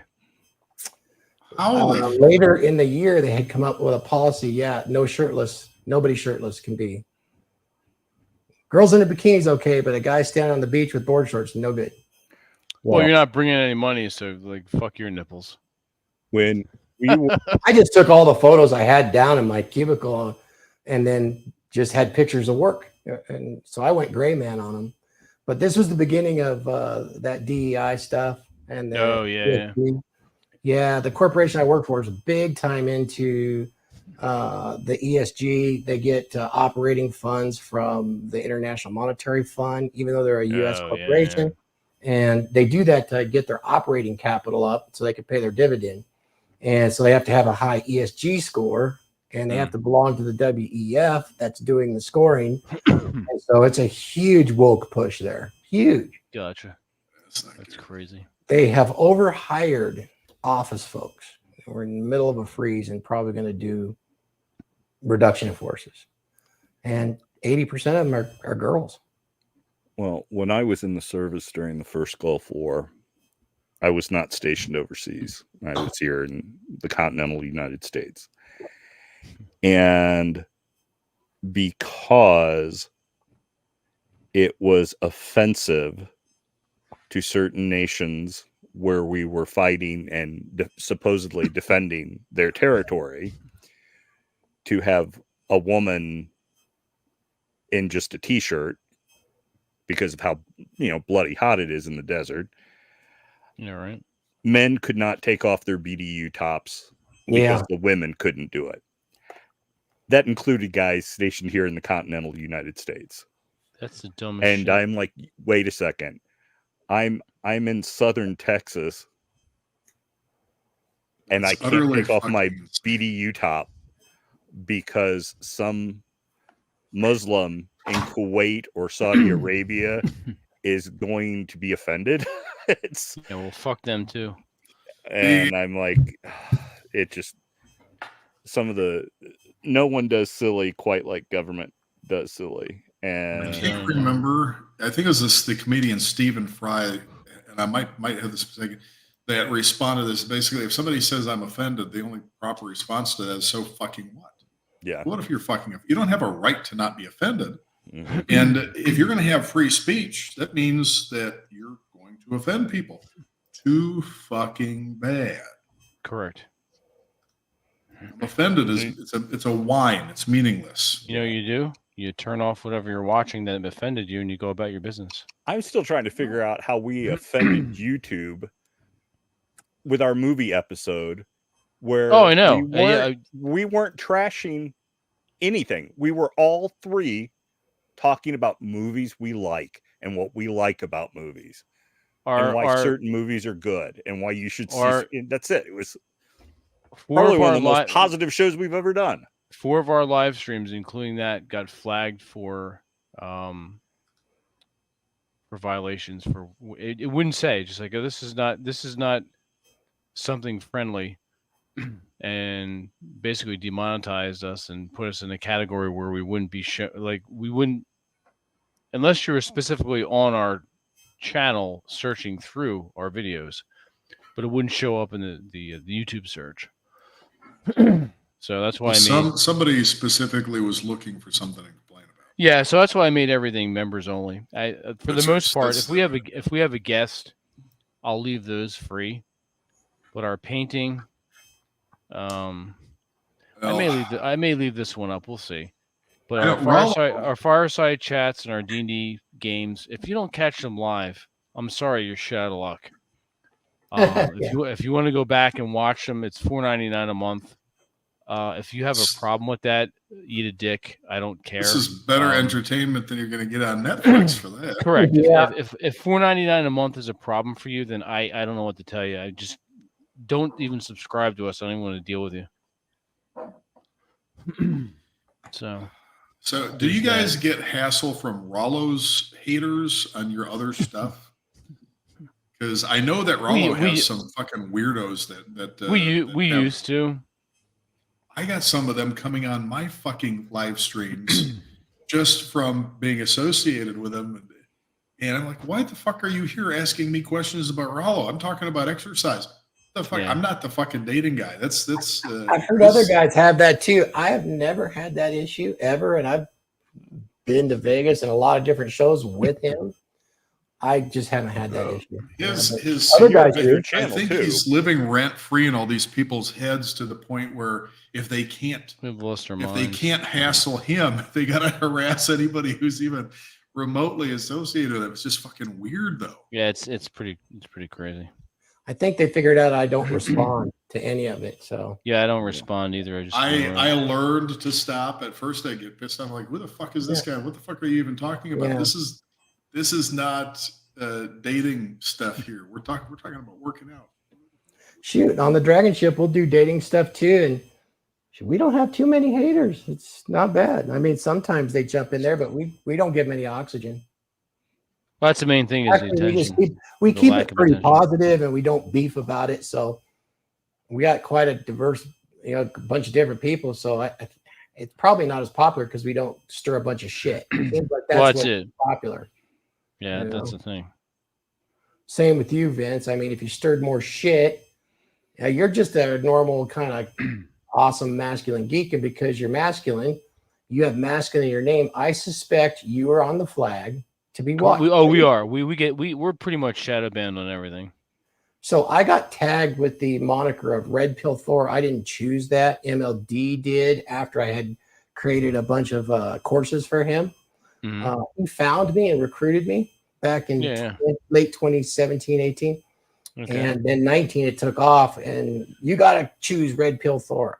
And it kind of stuck, but, there are some people that are rabid about people don't like that. So it's RP Thor now. So it stands for, rationally perspicacious. If you don't know what that means, look it up. Get out your dictionaries, you bastards. Rationally perspicacious. So I I'm like just it. giving them the big middle finger back. You know, Pretty much. Yeah, I don't care whether they demonetize me. I don't give a shit. Yeah, I pretty got much. guys on the Dragon I Pit don't. that do, so we watch it. You know. Yeah, I don't like 13th grade drama. There's a lot of guys that have not. It's grade school a lot of times. What is it's what I like to call 13th grade bullshit. Yep. And I don't have time for that. So I don't allow it on my channel. The language of emotionality. Correct. And we've never, even from the beginning, we've never done that. We've never had that message. So Masculine Geek is its own entity. And we remain above all that shit. Better stuff to talk about. Correct. So you're basically normal. You don't use sign language, which is shaming, insulting, guilting, and having the need to be right, which has invaded almost the entirety of social media. Oh, absolutely. Both men and women, which I don't really call them men. I call them males. It used to not be so much the man, but boy, they jumped right onto that shaming language, didn't they? Yeah, they did, because it's lucrative. It's because the algorithm rewards them.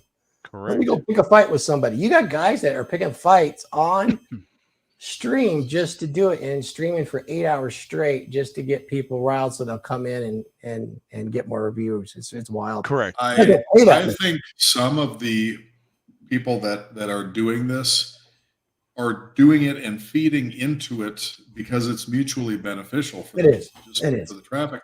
And I had a talk, I'm not going to name anybody in particular, but I've had a talk with a couple of people in the fitness industry about this. I said, if somebody says something, you address what they said, but you don't mention them. You don't say, oh, so-and-so said on this. No, you don't. Okay, so this is something that was said. Name drop. Yeah. And you just fucking address the statement without bringing up anybody.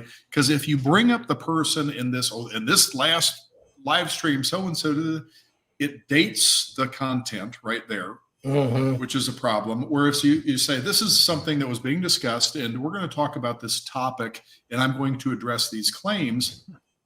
The content stays relevant because it doesn't involve a particular interaction with you or fight with some other person. Correct.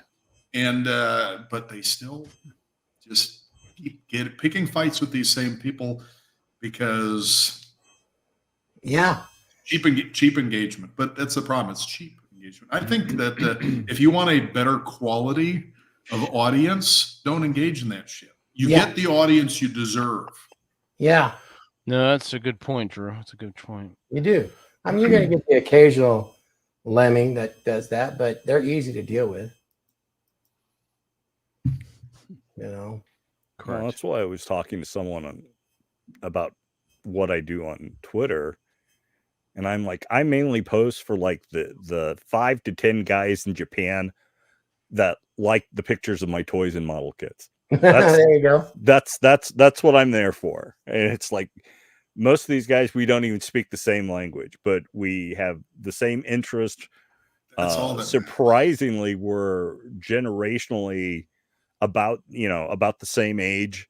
You know, we're all guys that were born in the late 60s. It's just I was born in the late 60s in the US. They were born in the late 60s in Japan.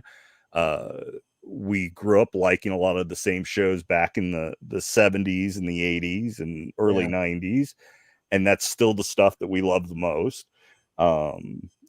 And that's like our sweet spot. And what's funny is with certain ones of them, you know, I've gotten over the years to find out that, you know, a couple of these guys are divorced and they've got older kids.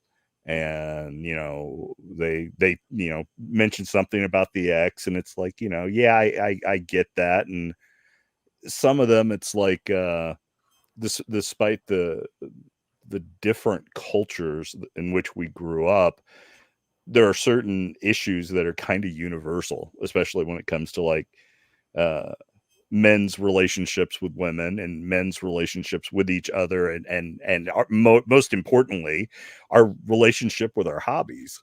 And So it's just kind of interesting. So it's like those 10 guys in Japan, the kami love you. I appreciate it. I appreciate the fact that you take the time to like and occasionally retweet something I've posted, and even better when you take the time to say something in response to me, sometimes trying to do it in English, no less, which, I don't mind using the translation to, yeah. And, of course that's why half the stuff I post, whatever comment I make is in Japanese. It's because, this is for the 10 guys in Japan I talk to, if any of my, I know right away when it's your post friends, too, because it's just like all of, was it kanji? Well, it depends. There's kata, there's kanji, there's hiragana, there's even romanji, which is using the Roman, our alphabet to do things. So, but yeah, it's just, I take a little time, try to phrase things in such a way that it won't provide a lot of confusion, and translate it as best I can and put it up there. And it, then that's cool. And that's that. So, and like I said, occasionally someone like AJ will like or comment or on something I've said or whatever, and that, which is cool too. But the other day, someone posted a video of these PETA type people over in, I think, the UK stealing a dog from a homeless man, and I was like, it's an older video. I'd seen it before, but for some reason, I felt inclined to comment it, and basically saying that how amazed I am at how little good do-gooders actually do. Next thing you know, I've got like 1.7 thousand likes for a tweet, and I'm like, what the hell? Yeah, I think I posted that one or shared that one. Yeah, it's like, who are you people, and why are you liking anything I have to say? It's like, do you not see I'm posting about like Japanese anime and model kits and toys from the 1970s and 80s? It's like, what are you guys doing here? But you never know. Sometimes somebody random retweets something that just happens to have a following, and a tweet takes off that's completely unexpected. The only other time I've had anything close to that was right around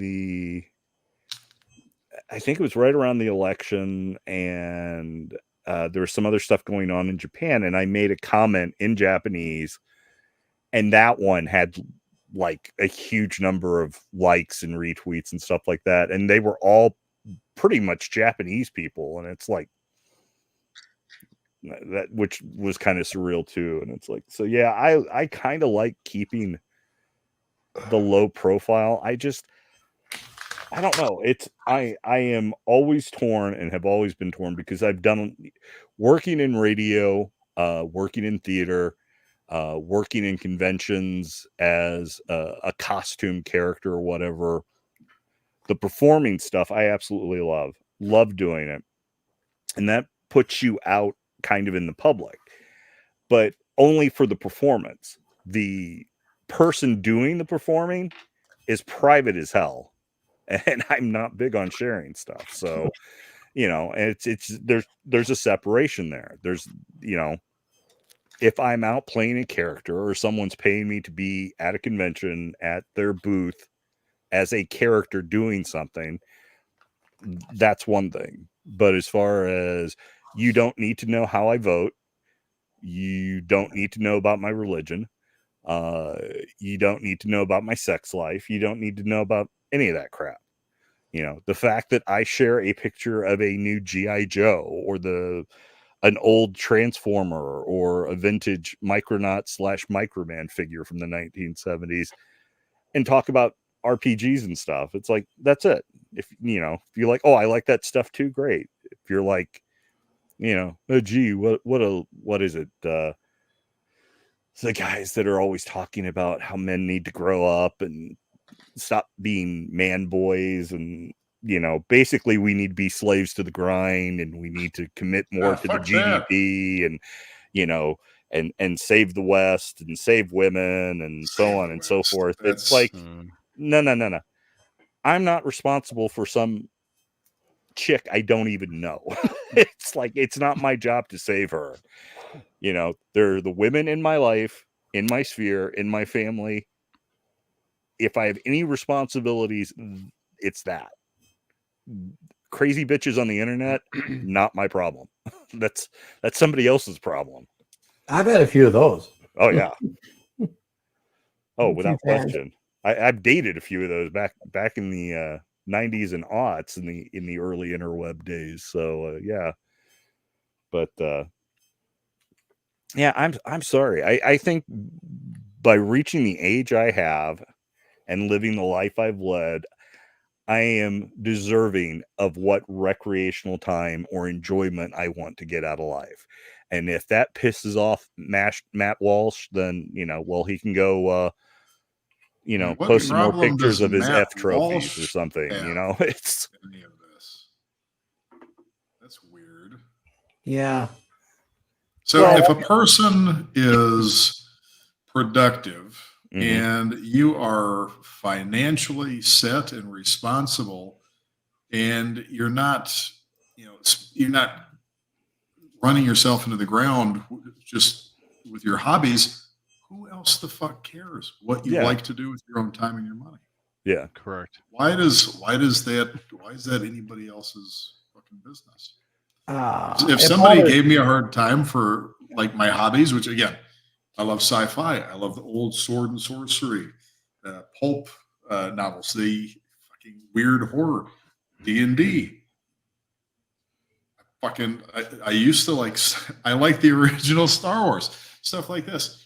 And I like fucking Tate. And I don't know what anybody's opinion, but him said something about Star Wars fans being geeks. A fucking dweeb. You know, Tate, you know who's a fucking geek? Tate's a fucking geek. I shouldn't say that. No, dweeb. Dweeb. That's a better word. He's a fucking dweeb. He's got no fucking joke. Anyways, Star Wars is fucking awesome. Yeah. Who fucking cares? You know, I don't know what his hobbies are. I don't fucking care what his hobbies are. Well, the thing is, these guys all have something to sell, whether it's Tim Pool or Matt Walsh or even Tate. And I think Tate says things sometimes just for that reason. He does it to get a reaction. I can tell you, having spoken with those guys and haven't talked to them for a year, but close with Waller and Cooper. As soon as I went down for my brain surgery, those guys, without even asking, sent $10,000 in Bitcoin to my wife. Yeah. So that she could get her nursing care because they knew she was a quad from Miami when I was there. I don't know Sterling real well. We've talked to him a couple of times. I know Rich. That doesn't surprise me about him. Not at all. I've never met Tate. I've only known him like indirectly through. Only Tristan. I'm not close with Andrew, but I don't really know Andrew. But Tristan's the one that instigated that. Yeah. That's cool. But I'm pretty sure having the conversation with those around him is a lot of it's a put on too. Oh yeah, it's like a circus act where they're fooling everybody. And then I think that he gets a lot of people convinced, and I think maybe he convinced himself sometimes that you know that he's swallowing his own Kool-Aid. Yeah. Oh, I'm sure. You know, he's drinking too much of his own farts. Yeah, exactly. Get high on your own supply. Well, the thing is, Vince, TJ, and I have all talked about, you know, the quickest way, if we wanted to grow our channel, the quickest way to do it is to do that kind of stuff, that kind of red meat, outrage bait stuff. And whether it's about like red pill type stuff or pop culture stuff. But the thing is, none of us want to do that. I mean, and in Vince and my case, and I don't think I'm speaking out of turn, and if I am, Vince will immediately correct me. But Vince and I are too old to play those kind of games. We would much rather, if we're going to talk about something, we'd much rather talk about something we like than to outrage bait stuff. And also, as far as producing stuff, neither one of us want to pay in time or money to consume the latest Disney Marvel or Disney Star Wars or Netflix original whatever or Netflix adaptation of a much superior written material and spend time and hours consuming what we know is garbage just for the sake of trashing it here on YouTube for super chats and stoke the flames of geek rage. Correct. We would much rather go out with women. We would much rather drink a Correct. bottle of wine. Vince Yeah. would much rather Things you ride his enjoy. motorcycle. Better I mean, money making opportunities. I mean, someone that's super masculine like Drew, I think there's a huge opportunity. If you look around, there really is. And it's funny. It's actually the opposite of doing that rage baiting. It's, consoling post-wall women and single mothers and feeling emotional. I'm talk back to them married, so about that how you is feel and that how is that not these an masculine men option. will accept you eventually. And if you just carry that on with your natural story telling talent, when Drew words tell it, Bay, you'd make a fucking the fortune. new age gigolo. You'd make a fortune. No, you'd do it to audiences like Matthew Hussey does, man. They would run to listen to you, Drew. I'm just going to stick with exercise content. Yep. Yeah, counseling post-wall single mothers and how to find alpha rediscovery. I don't have time for negative shit draining my energy. So yeah. that's Just what tell it them, comes I know down to. how you feel. It's so hard. It's so I already spent 12 years in the counseling profession. I don't need any more of it. I was a crisis counselor. I was a suicide hotline volunteer for 4 years. I'm done with that shit. Yeah, that could be draining. No, I it's would not. imagine Can it'd be. It is. stressful. Mhm. It is. It's very draining. You have to. It's good because men are very good at compartmentalizing in general certain things, and I'm got very successful at that. So that helped my own mental health. Mhm. But I saw, especially working for the state, when it came to mental health, I saw the ridiculousness, especially when it came to women involved in counseling Mhm. and their own idiocy and the red tape involved. Like, I'm done with this. I'll bet. So it was at the same time I was getting burnt out from doing that. A friend of mine had given me a computer, and I had taken it apart and put it back together again. I'm like, yeah, I kind of like this. So that started my, because there was a big, with counseling, there's really, for the most part, there's really no end to it. Mhm. Uh-huh. It's very amorphous as far as like you're getting a feeling of success. I mean, you Right. can, but it's subtle and not always concrete. Yeah. To me, playing with computers was akin to mowing a lawn.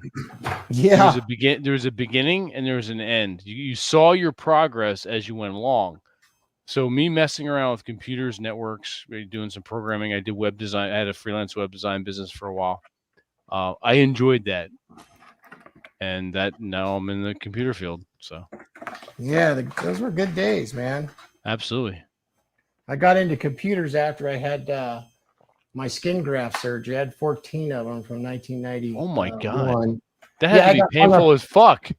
Yeah, I got hung up Holy in 12,000 volts. Jeez, I remember you telling us about that. Yeah. Yeah. God damn. So I didn't know that I could get physically back for sure. So I took up that drawing as a form of physical therapy. And then I started learning computers Yeah. because I had things to do and money to make. And you had time on your hands. You're like, well, I can't do much in the field, so I might as well do this closer to home. Yeah. Yep. That's true. I didn't know if I could get back out there, but fortunately, I'm pretty resilient. I guess I'm kind of hard to kill. So That's a Yeah, good how thing. many lives are you on? I think You're like, I'm pretty far. you're like a cat. Yeah. I'm pretty far. But Lion Thor. I guess I'm like a blind. You're like Kenny. Lion-O from Yeah. Thundercats. Oh, definitely. Oh shit. Yeah, I've had quite a few goes, and I'm fortunate. I mean, I've been on a couple of crews where the guys didn't make it, and that sucks. Mm, Yeah. That's That's a real got to be horrible a thing. strange reality to be faced with. Yeah. Sometimes you can put it aside, and then it hits you days jerking off later there, in the middle of the AJ? What are you night. doing? Yeah. Sorry. Oh, I saw was your hand down. Shaking the paint. No, I was doing that. You and I need to get those paint shakers that Yeah. Robert has. Above Yeah. the desk. So Yeah, that's the wrong idea. you You just do got it. paint Yeah, do it shakers? above the waist and shit. That would help. Yeah. Right. Yeah. Darn things dry out. Oh, I know. My gray primer took a shit. God damn it! It's the perils of being a masculine geek. That's when your paint On dries YouTube to get the wrong idea and out. Right? Yeah. It's got guys jerking Down again. off. Yeah, I'm just getting used to using the paint on acrylic primers and stuff like that. Forever I have used Flowquill spray primer, especially for lead miniatures. I mean, and I'm not even sure if they make Flowquill anymore because it's one of those things I've not seen it available in any hobby stores in the longest time. And a buddy of mine actually used Flowquill on his resin model kits from Japan as well. yeah? So That's cool. but I mean, it came in like black, white, and gray. So depending on what kind of miniature you were doing and what would be better to, as a base prime coat to do your coverage on it. You could use any of the 3 different colors. So for the most part, I'd always used white, but toward the latter part of my very active painting in the early 2000s, I was using the black and the gray for certain things as well, because it just for certain types of characters, and especially for mechs, it was nice having that darker coat laid down, whereas doing character figures, having that white base coat was kind of nice because That's easier.